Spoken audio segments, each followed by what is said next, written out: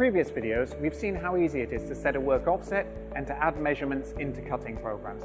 In this video, we're going to go into a bit more detail about how calculations can be made for the distance between features and also how work offsets can be set at intermediate points. So Mike, we've got a workpiece on the table there with a couple of features. Why don't you give us a bit of a demo? Sure, no worries. So we're using Program Builder again, and we have the two features we want that we're going to actually calculate between. So we've got a bore and also we're measuring a web on top of the block there. Right. So these are already programmed. What we're going to do now is we're going to add in some calculation cycles so that we can calculate the distance between those features. Great. So using our insertion marker there, I can position it wherever I want in the program. So I'm positioning it after that first feature. So I now can add in my calculation cycle. So we're going to be using feature to feature, and first off we're going to save the results. So that's just simply adding this cycle in to save the results from the bore. So now we've done that, we're going to move the marker to after our web and we're going to add in the calculation cycle. So feature to feature calculate. So there's a few more inputs here because this is what we're going to determine is going to be the calculation. In this case, these features are apart from each other in the x-axis.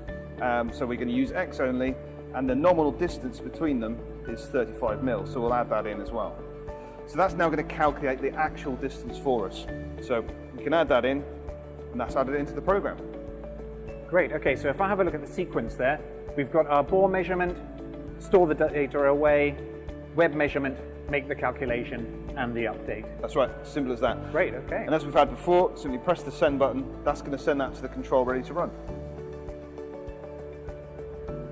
Okay, so while that's running, this is a demo in the x-axis. I guess I can do it in the other axis, but what about if I've got a feature where I want to work out the angle between? Oh yeah, you can see it on the picture there. So yes, if we come back into this cycle, we can basically choose a different calculation type. So as you correctly said, X or Y, we also have angle and distance. So as we can see here, you can measure the angle and the distance directly between those two features. Okay, that's useful stuff.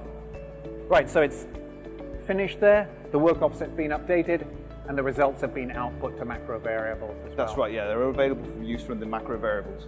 Okay, and as a final note, this is on Smooth X, it can go on Smooth G or Smooth AI because they're all Windows controlled. That's right, yeah, Windows-based application, so it can be installed directly on any of those Smooth controls. Great. So if you're looking to do a little bit more with your measurement, for instance feature to feature, or setting work offsets at an intermediate point, they've had a demo of how simple it is. For more information, contact your local Mazak office or go to renishaw.com/on-machine apps.